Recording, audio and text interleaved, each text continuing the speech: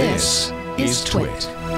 Technology enables connected parents to introduce financial practice and theory to children in new ways that, at least we hope, will lead to a grown-up that isn't intimidated by the complex world of finance and investing for their future. And joining us to talk about the system and app that he created for his own children and now is available to everyone else to accomplish this is Greg Murset, father of 6 and founder of BusyKid. Welcome, Greg. Hey, good to be with you. Apologize. I said Murset, it's Murset. Mercy on me. Okay. Yeah, so you got a little experience here with teaching your kids the ins and outs of finance. So let's start with kind of the beginning, the germination of this idea of BusyKid. Talk a little bit about how you created this and why. Sure. So the real reason I did was because I've been a certified financial planner for almost 20 years. And I've been working with mainly business owners. And those business owners always seem to have two things in common. They knew how to work hard, and they knew how to make smart money decisions. And because of that, I started like that light bulb moment. I need to get those two things into my kids so that they can get out of my house and make something of themselves and never come back except to visit once in a while. Get out of my house. Yeah. Make something of yourself. That's your founder story. I just wanted my kids out of my house. Exactly. I just want to be left alone. So I literally, that is how it started. And so I thought, okay, how do I do that? And I think it's an interesting concept these days because it's this idea of financial abstraction, which means essentially invisible money. And we're trying to teach our kids about something that they actually never see or rarely see. And so it's pretty hard and it's challenging. And so we have to do that in a technological way. And so that's really what BusyKid is. I sometimes describe it as your kid's first job with direct deposit. and that's really what it is. You assign chores to your kids. They do those chores. They earn money. And then we send out a text message that says, hey, Johnny earned $15 this week. Do you want to pay him? Yes or no? And a parent just has to simply type yes to a text message. And that automatically moves the money from their checking account or debit credit card into our system automatically. So we've really kind of simplified this whole kind of nightmare of allowance with parents and kids. Right. Yeah. One struggle that I've had with my children, I have an 8-year-old daughter and a 4-year-old daughter. So my 4-year-old's still pretty young for this stuff, although she does get an allowance and she enjoys spending it on stuff that I would never spend my money on. But anyways, I give her that freedom. But anyways, with my 8-year-old, the struggle that I've had around money is that, you know, I mean, I've lived my life long enough where cash was the main way to go. Like it was in your hand, it's tangible. Now, obviously, we're not there, right? So much of this is online. It's virtual in the form of a debit card or, you know, a credit card or whatever. And so I kind of struggle with that. Like on one hand, I want her to see the tangible qualities of money, but on the other hand, the way it is right now, like we got to get them trained for the money reality that we live in right now. And you do that through a number of different ways. You've got the Visa card. You have payday Fridays where basically every Friday they get paid, stock market investing, charitable donations. You include a lot of stuff in this service with BusyKid. How do you not overwhelm children when being introduced to this granularity around money? Yeah, so that's a great question. You just do it a little bit at a time. And as they get older, you start challenging them more and more. So, and I think the main thing that we want to try to, get across BusyKid is that we're teaching reality. And your point is exactly on, which is cash isn't really around anymore. And the reality is that money's invisible. And so it's digital, right? We're teaching reality. If a parent goes to work, they go to work, they earn some money, and that money comes to them, usually electronically, and then they save some. Maybe that's a 401k with stocks and mutual funds or whatever. Then they share some with charity or church or whatever that way, and then they spend the rest. So this very much mirrors reality. It's not some digital experience just for fun.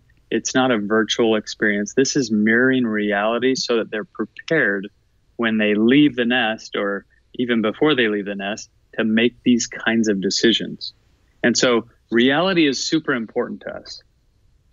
I have, my kids are a little bit older. I have two 12-year-olds and a 14-year-old. And I have this weird problem that I hope it's not just me, but my kids are so comfortable with technology in all ways except for with money. They still want cash. They still, like when they go to the movies with their friends, they want, we have, I've used half a dozen different allowance apps. And they don't like to do that for some reason. I've tried the debit cards and I just can't get them used to it. And yet it's not like they're really super careful with cash. Like I end up, picking 20s out of the dryer when I'm folding laundry. So how do you convince? You're just, I know.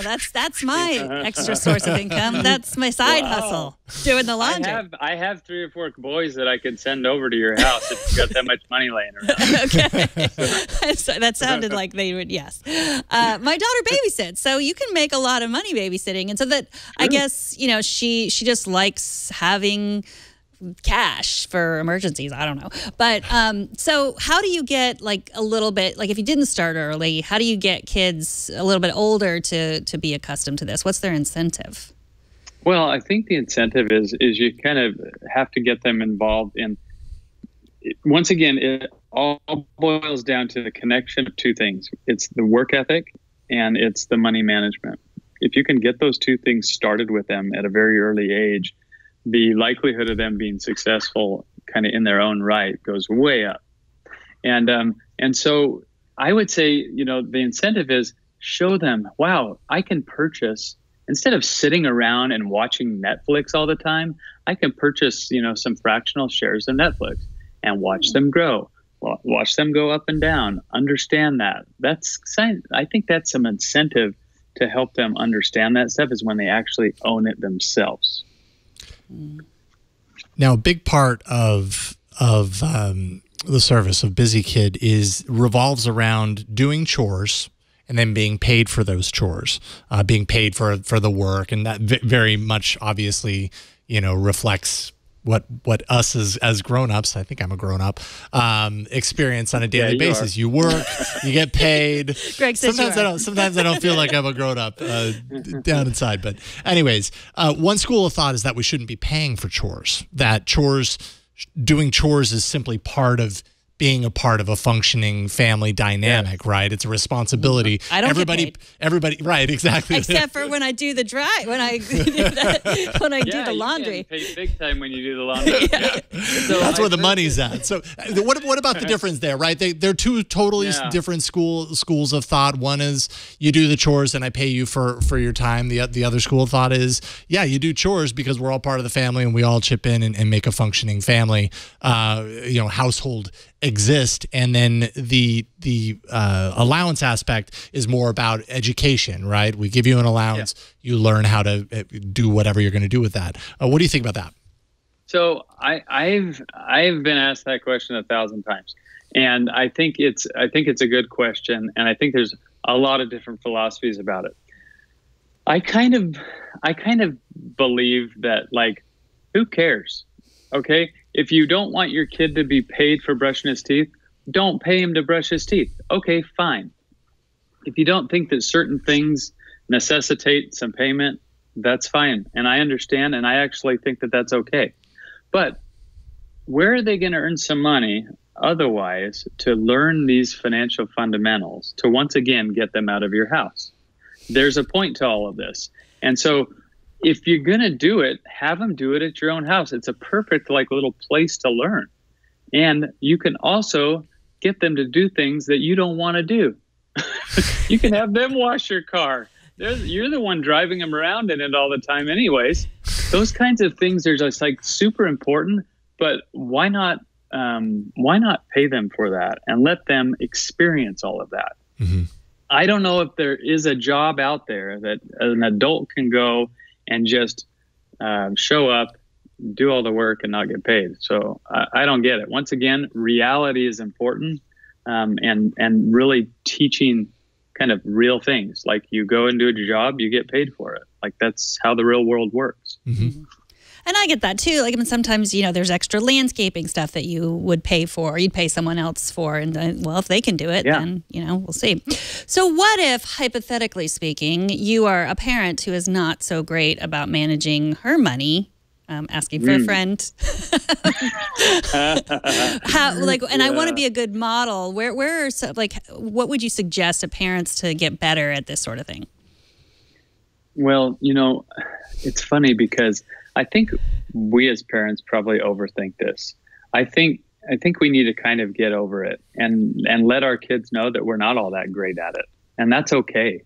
I think there's a lot to be said for transparency. We live in Arizona, and in Arizona in August, you can imagine the air conditioner never turns off. And because of that, we have a very high electricity bill, right? And so as opposed to just being the grumpy dad that says, close the door, the air conditioning's on, I show them the bill, right? Which is email now. So I get an email and it says, you owe $750 for your electric bill this month, right? And most people are like blown away by that. And your kids will be blown away from it as well. And so I like to be very transparent and say, hey, guys, look at this. I just got the electric bill. And then you let them see that number and they freak out, right? And I think that the same thing, we just need to be very open and transparent with our kids. And they're very understanding as well. I keep doing this. And one of our daughters is like getting after me all the time now and saying, why are we going out to dinner? Why are we remodeling the bathroom? Why are we doing all that stuff? It's a waste of money. Right. So I think there's something about that. We don't have to be the perfect models with all this stuff. And if we make mistakes and, we're spending money when we shouldn't and whatever, that's real too. And that's okay. And we can all learn from it.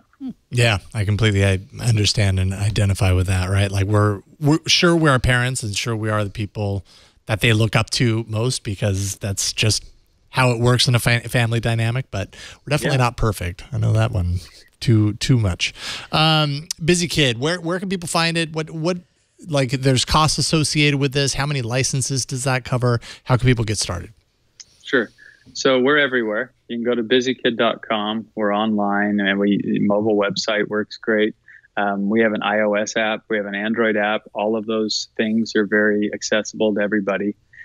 We've strategically priced this to any family can handle this. It's $14.95 per year per family. So you can have one kid or you can have 4 or 5. And if you're crazy, you can have 6. And so that's the way it is there. Each spend card is $5. So it's pretty affordable with that as well. And I think at the end of the day, the best thing to do is do it. Because I think the best way that kids learn is by doing this stuff. I think loading $50 onto the kid's BusyKid card and they go to the store and buy some cheap thing that they really want and it breaks 2 days later, that's fantastic. Because that kind of, buyer's remorse, burn in your stomach kind of situation is going to stick with them. And then they're not going to do it again. If they're just buying everything with your money, they're okay with when it breaks. They just throw it away and expect another one. So this is super important. And the best thing to do is just do it with your kids and let them experience it. Yeah, I've experienced that firsthand too. Because give my 8-year-old daughter at this point has learned the lesson, but she would go to the store with her allowance. She'd get one of those blind bags, and those of you who don't watch YouTube probably don't know the terminology of blind bag. But they're these little. You're teaching me something right now. I don't know what a blind bag is. I don't either. It's a little plastic bag, branded with whatever the toy brands are or whatever, and you don't actually know what you get inside. So it's a toy of some sort that they're selling to you. Basically what it is it's like, the machines that you go in, you put in 50 cents and you turn it around and you get some random thing. It's that, but maybe a step up from that. And she would spend her money on that and she would hate, 10 minutes later, it's like this stupid little toy that she just didn't care about. And eventually she learned her lesson because that was her allowance. She spent it on that. She made that mistake, and now she doesn't do that anymore. And that's what it's all about, teaching them the lessons. Super important. Allowing them to learn it. So what a dad. You're amazing. Well, I didn't create an app and give it to everyone else, allow everybody else to use it. So you're amazing, Greg. Greg Murset is the founder of BusyKid, busykid.com. Thanks for coming on and talking finance with us. We really appreciate it, Greg. Hey, it was fun. Thank you. Thank you. Best of luck with your service. Take care.